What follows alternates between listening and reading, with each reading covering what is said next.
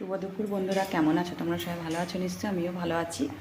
আর কালকের থেকে যা বৃষ্টি, মানে কি বলবো তোমাদের, আজকে সকাল থেকে কোনো ভিডিও শ্যুট করতে পারিনি।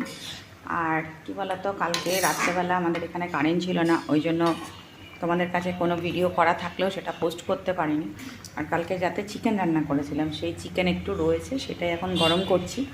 আর আরেকটা জিনিস দেখায় তোমাদের, এই দেখো এরকম চিকেন রান্না করছি। এই রান্না করছি না, গরম করছি, বুঝলা? তাই যে জল দিয়ে গরম করছি, কারণ কালকে কারেন্ট না থাকায় কালকে রাত্রেবেলা মারও শরীরটা ভালো ছিল না। তারপরে ছেলেরও কালকে পরীক্ষা শেষ হলো, মানে ওদেরও শরীরটা। আর এখানে দেখো ভাত করেছি, আজকে দুপুরে এই দিয়েই খাওয়া হবে। আর তোমাদের দেখ, আজকে বৃহস্পতিবার, মানে পুজো দিতে পারিনি, জানো তো। আমাদের নিয়ম আছে কি জানি না, তোমাদের কার কার এই নিয়ম আছে বলো তো, যে 1 মাস না গেলে, দেখো সব নামিয়ে এনেছিলাম কিন্তু পুজো করতে পারিনি। আর এখানে দেখো স্নান টান হয়ে গেছে, সব জামা কাপড়ও দিয়ে দিয়েছি। আর এত বৃষ্টি হয়েছে না, ভালো লাগে। আর আমাদের এখানে পুজো হয়েছিল, এখনও বাঁশটা খোলেনি, কিন্তু খুলে ফেলা উচিত। আর মাঠে দেখো জল দাঁড়িয়ে গেছে, কী হবে মনে হচ্ছে একদম, মানে কি বলবো, বর্ষাকালের আকাশে দেখো কীরম মেঘ। আমি কোনো সময়, মানে এত বছরে কোনো দিন দেখিনি যে এপ্রিল মাসে এত বৃষ্টি হয়।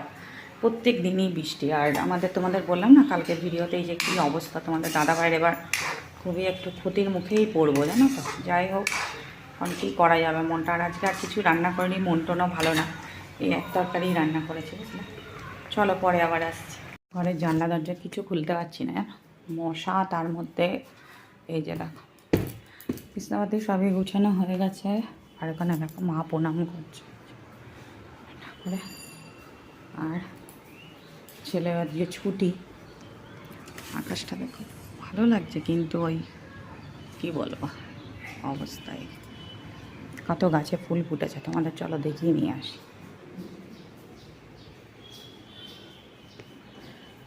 তো এই যে পূজা দিতে বাসনটা নিয়ে যায়,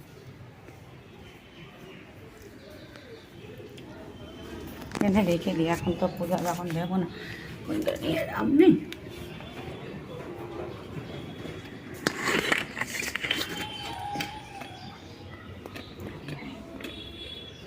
আমার ঠাকুরের বাসন রেখে আসি।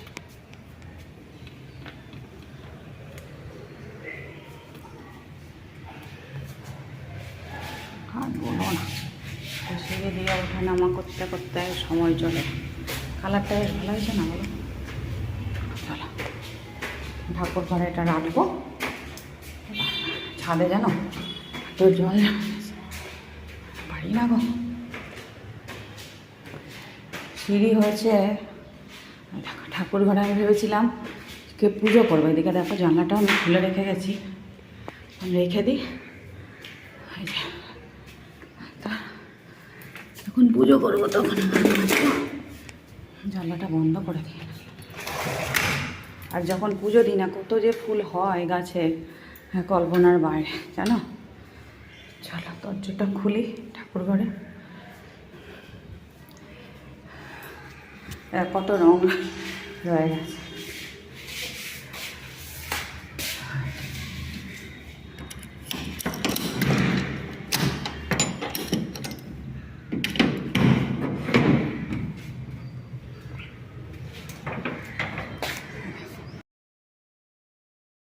তো আসলাম ছাদে।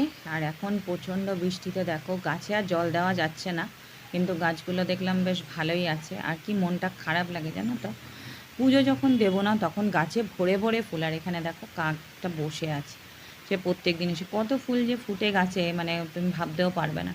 প্রত্যেকটা গাছ ভরে ভরে ফুল ফুটে, টগর গাছে কত ফুল ফুটেছে। আর এখানে দেখো কত চারাও বেরিয়েছে আবার, এগুলো আবার অন্য জায়গায় তুলে লাগাতে হবে। ওই যে বলে না, যখন ফুলের প্রয়োজন হয় না তখন হয় না। আর এই গাছটা বাঁচবে কিনা যাই না, সাইড দিয়ে একটা লঙ্কা গাছ না কিসের চারা উঠেছে তাও যাই না।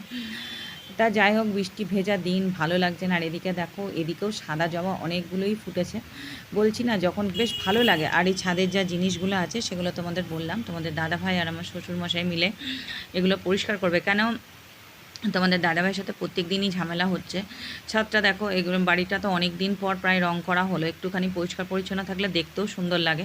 তাই জন্য গাছগুলোকে এখন এরকম করেই লাগানো হয়েছে, যখন রং মানে পরিষ্কার করা হবে তখন সাইড দিয়ে লাগিয়ে দেওয়া হবে, আর বেশ ভালোও লাগে দেখতে। আর এখানে দেখো তোমাদের দেখায় একটা জিনিস, দাঁড়াও দেখাচ্ছি। এখানে দেখো একটা ছোট, এখানে নীলকণ্ঠ গাছ আছে আমার, সেই গাছের মধ্যে দেখো নীলকণ্ঠ হয়েওছে। আজকে সকালে আসলে যেহেতু পুজো দিচ্ছি না, সেহেতু মানে গাছে ফুলগুলো থাকলে না কষ্ট হয়, এই জন্য ভাবলাম যে না ছিঁড়ে এখানে রেখে দিই। আর এদিকে দেখো এই যে পুঁই শাকের চারা, এটা আমার ছোটো যা লাগিয়েছে, এই যে পুঁই শাকের চারা দেখো কত ছোটো ছোটো পুঁই শাক গাছ উঠেছে না, বেশ ভালো লাগে দেখতে। আর নিজের গাছের না সবজি খেতে বেশ ভালো লাগে, এটা তোমরাও জানো। তা চলো এবার নিচে যাই। এই দেখো রাতের বিছনা টিছনা সব রেডি হয়ে গেছে। তা ছেলের বিছনাটা ছেলেই করে, আমি শুধু একটু গুছিয়ে দিলাম, ঝেড়ে দিলাম, নাহলে বাচ্চা মানুষ তো পারে না, ওই জন্য ঝেড়ে টেড়ে দিলাম সব কিছু। এই যে রেডি করে দিয়েছি সব। হ্যাঁ, আর এই যে দেখো বই খাতা কীভাবে রাখে এখন তো নিয়ে। আর এখানে আমি রান্না বসিয়েছি আজকে তোমার, চলো দেখাই। ভাত এদিকে হয়ে গেছে বুঝলে, আর এখানে করেছি ভেন্ডি সেদ্ধ করে বসিয়েছি, সবাই বসালাম তোমাদের দাদাভাই আর ছেলের জন্য।